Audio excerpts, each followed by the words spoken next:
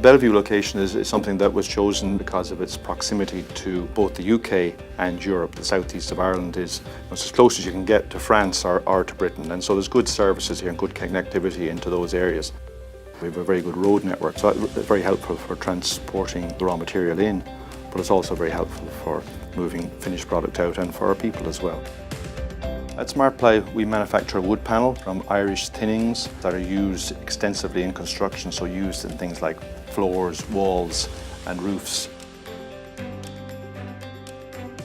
It's a large operation here. We operate 24/7. We use about 500,000 tonnes of pulpwood here every year. That translates then into about 250,000 tonnes of product that's exported from this area through the port of Bellevue. In 2016, we exported over 31 countries worldwide. We see it as part of our role here to encourage investment, development, employment.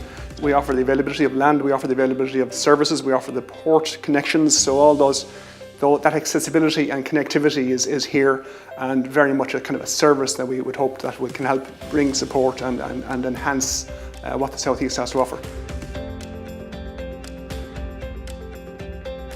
What makes Kilkenny unique is that it's a small city, but yet it has the supports.